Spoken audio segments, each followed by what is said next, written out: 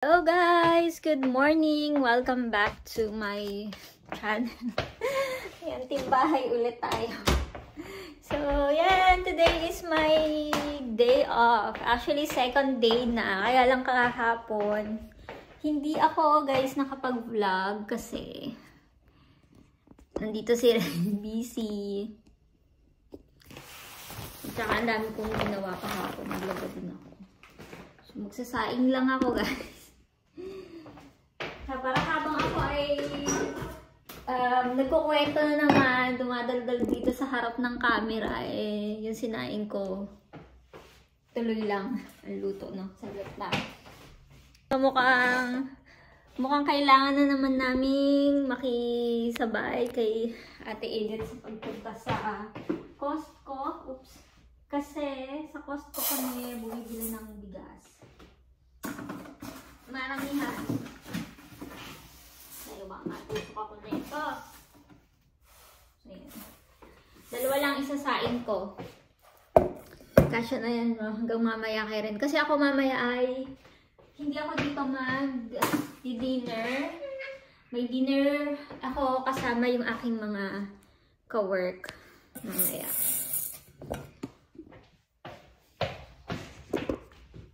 So, kamusta na po kayo, no? Today is another day of live sharing na naman tayo ng buhay dito sa Sydney, Australia. Yan, nakikita niyo yung glimpse of ano namin. Simpleng buhay dito sa Sydney. Yan, simplihan lang natin. Kasi sa totoo lang, ang buhay naman dito ay hindi naman katulad ng ina-expect ng iba. Sobrang hirap pong magsimula dito. Lalo na kung temporary resident ka. So guys, for today's video, ay sasagutin ko yung mga frequently asked question. FAQ tayo today. Yung kadalasang tinatanong po sa akin, yung mga nagme-message sa akin privately, and minsan sa comment section, yan.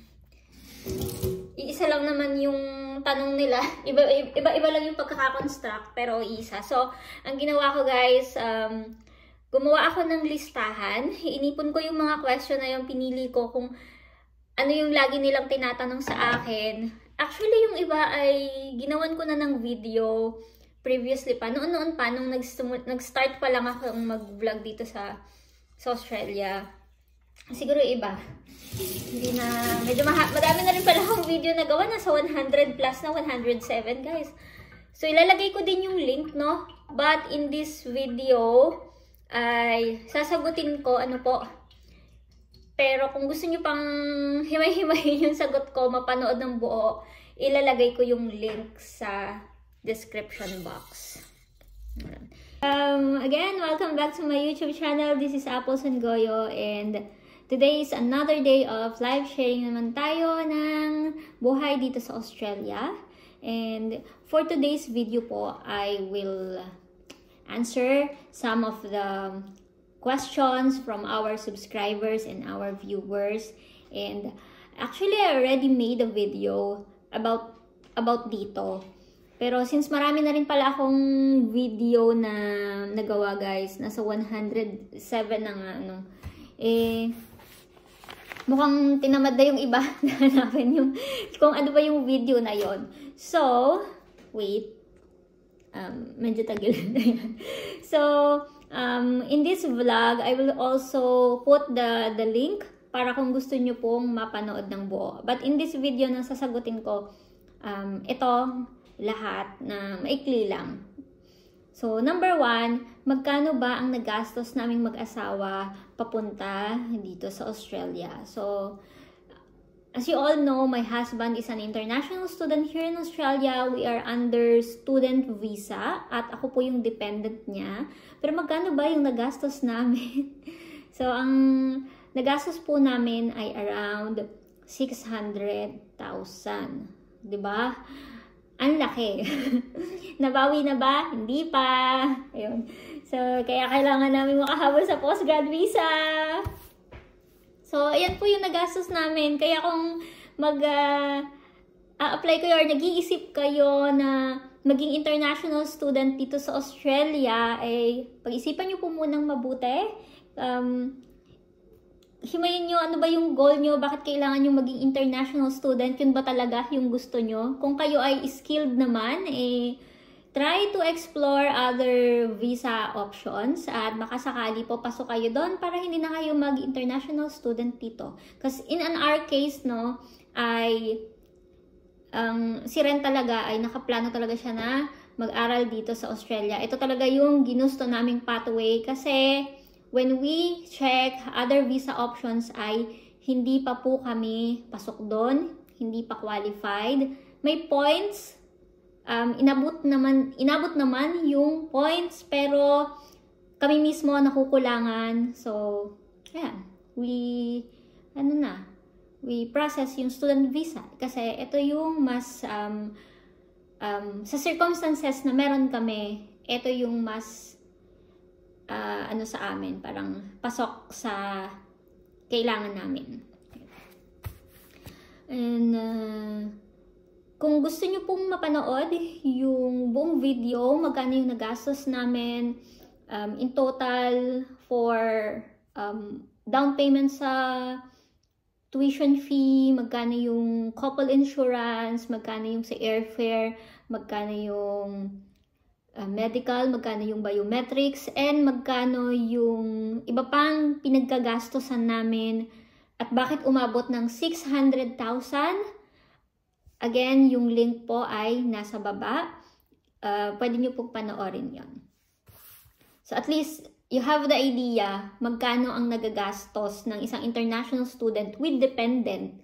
Kung dalawa kayo, magkano yung ranging na magagastos nyo papunta dito. And yeah, in our case, 600,000 po yung nagastos namin, around that amount. Second question, magkano ang tuition fee sa KOI or dun sa King's Own Institute na pinapasukan ng husband ko? So, ang course ni husband ay Masters of Professional Accounting and ang tuition fee niya ay inabot po ng 31,000 plus 250 na enrollment fee. So, in total of 31,250, yan po yung kabuuang nagastos na kasi fully paid na yung tuition fee. Yes! Wow! Nakaraos ang tuition fee. So, the 31,000 guys, ang laki niyan sa peso, inabot ng mahigit 1 milyon. Di ba? 1.1 or 1.2. Convert nyo na lang po. Pero, yun, ang mahal pong maging international student dito sa Australia.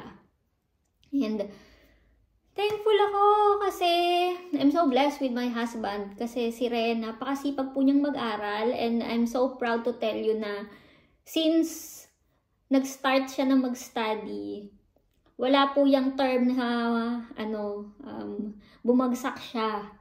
Lahat pasado at pinaka mataas niyang nakukuhang marka ay high distinction. So every term lagi siyang may either high distinction or distinction, bihirang-bihira yung credit sa kanya. Yung first and second term niya yon, meron siyang parang isa or dalawang subject na credit, and then yung sumunod na term din.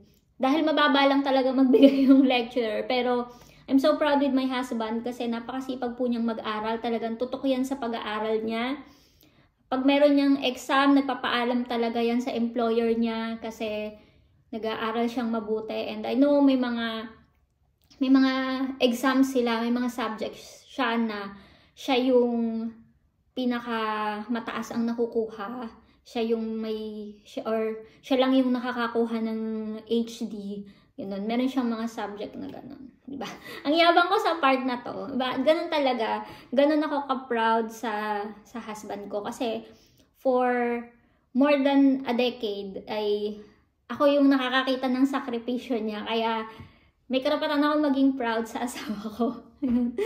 And yeah. Yun yung tuition fee niya. 31,000. Tatanong lang ng tuition fee. Ang dami ng sinabi.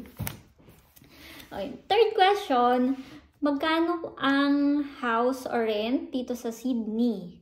And madali bang makahanap?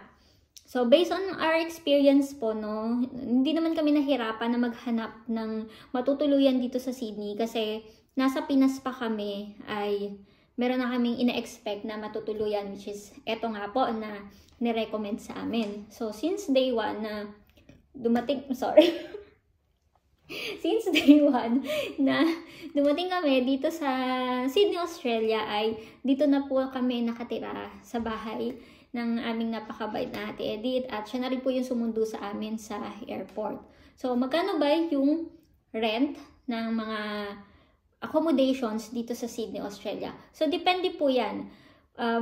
Nag-check ako sa online, sa domain.com, sa rent.com.au, sa realestate.com.au, and sa mga FB groups po, no?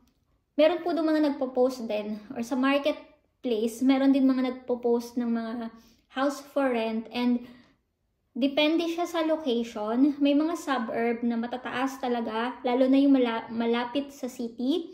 Patataas yung cost ng ng rent po doon. At pag malapit din sa station, medyo may kamahalan din po ang renta.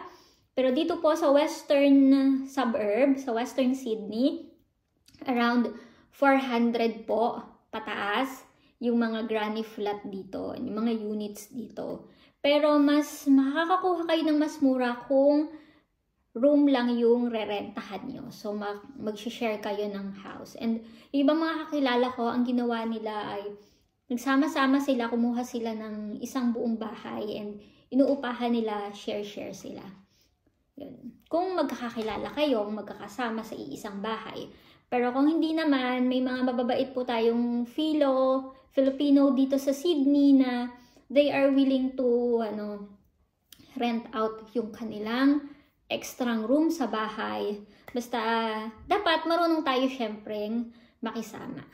Yan, para masaya. Para masaya ang buhay, di ba? Walang gulo. Yan, tayo po ang mag-a-adjust talaga. Syempre, tayo yung makikipisan. Dapat tayo yung makikisama. Kahit pa sabihing nagbabayad naman tayo ng renta, kailangan ay marunong po tayong makisama. Yan. Kami, thankful kami dito sa tinitirhan namin kasi dito free kami, yung pwede kami magluto. Kumbaga malaya kaming nakakakilos dito. Pwede kaming magluto, pwede kaming maglaba. Yan. Ano pa?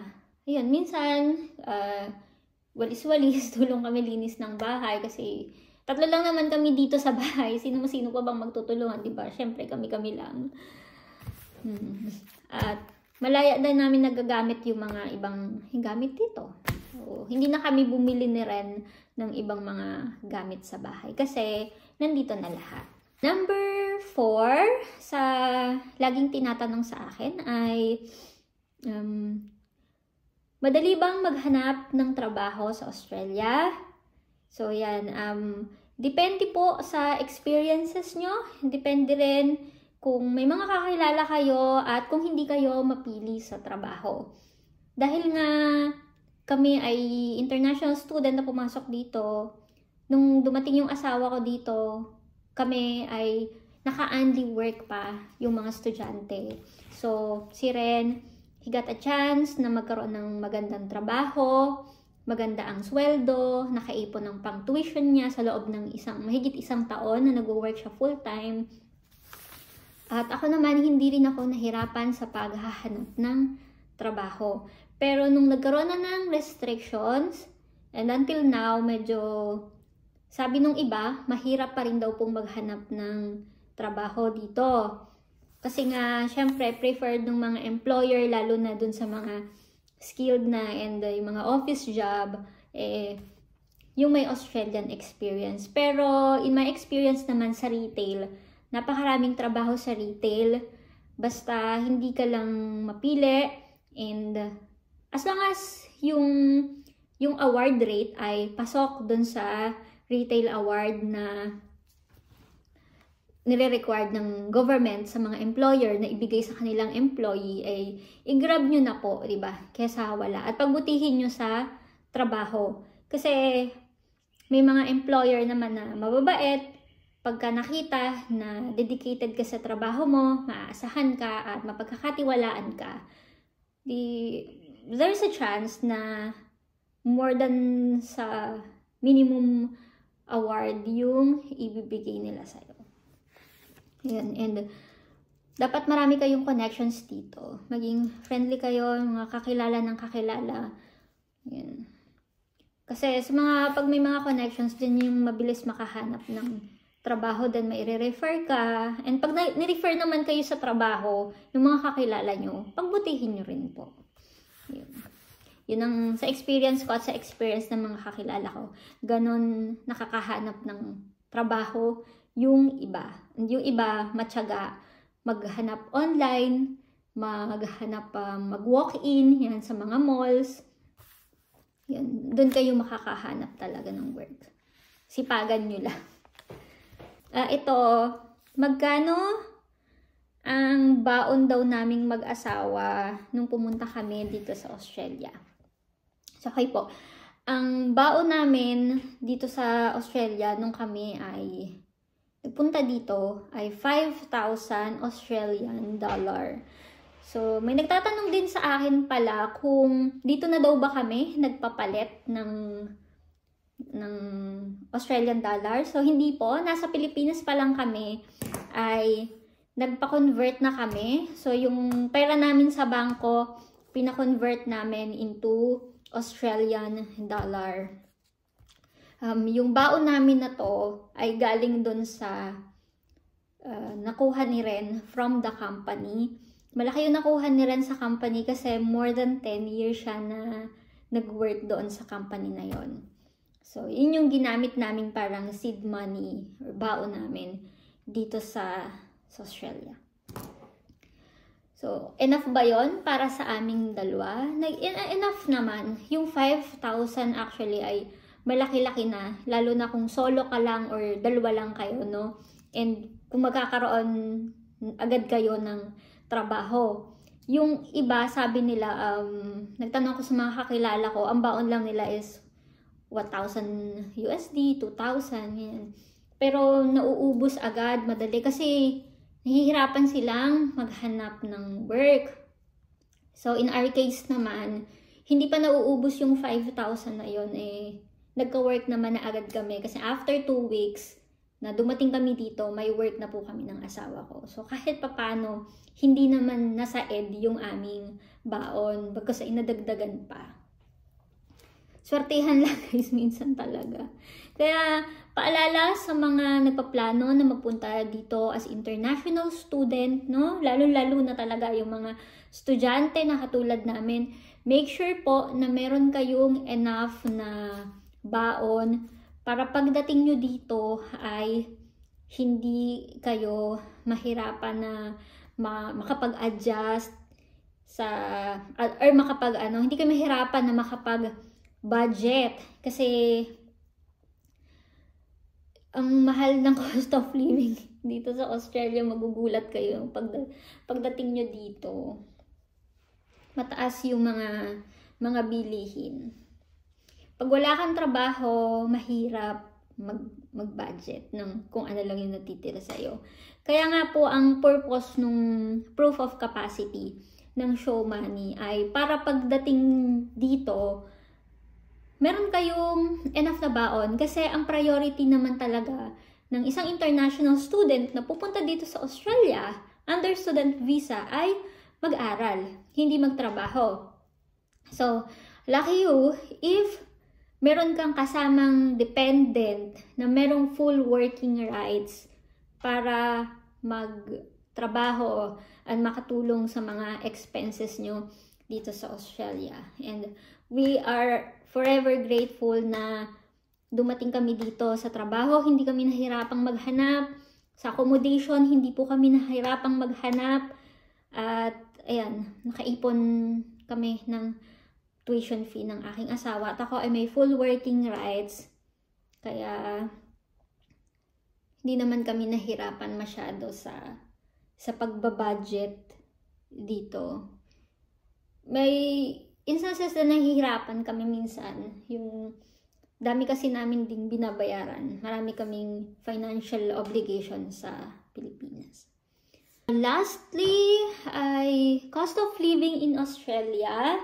So, mag-share daw ako ng aming weekly or monthly budget for 2 dito sa Sydney. So, kami po ay nandito sa Sydney, and Sydney is, siya yung city dito, or state, Sydney. City to, di ba? Sydney. Ano bang tawag dito sa Sydney? Basta sa Sydney, guys. Itong Sydney, ito yung may pinakamataas na cost of living dito sa Australia. Ang alam mo, Sydney and Melbourne. At dito sa Australia, talagang ang paglalaanan mo dito ay ang weekly rent. Kasi ang rent po dito, mga bayarin dito ay weekly ang bahay. So, kanina nabanggit ko na yung bahay dito ay around 400 pataas. Kung isang buong bahay yung uupahan mo. Pero kung gusto mong makamura, let's say mga 180 hanggang 300 lang yung budget mo, you can rent a room. Yun po ang bayad weekly. So, yung iba nakikita ko, or single occupant, 180. Maswerte yung iba kung 170, may 150 pa nga eh.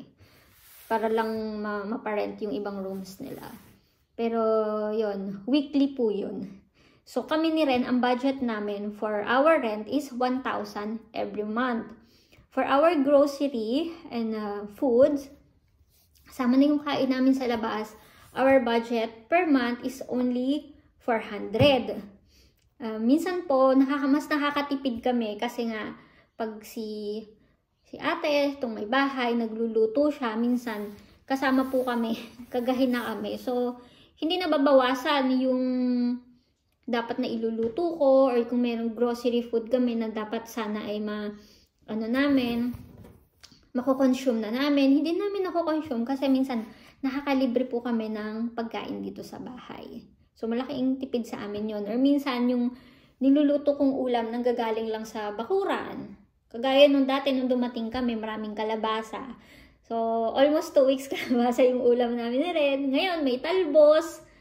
E di, minsan, naggigisa kami ng talbos ni Ren. Tapos, ngayon, may tanim kami ni Ren na pechay. Tapos, meron ding papaya sa likod. Merong tomatoes. Merong kale. Ano pa ba? O yun, sanay yung saging. So, nung nakaraan, ginataang puso ng saging yung ulam namin. Ngayon, nakakalibre kami ng ulam kasi yung iba, galing lang sa bakuran. For the transportation, ang budget namin rin ay 400 per month. So, that's $50 each kami per week.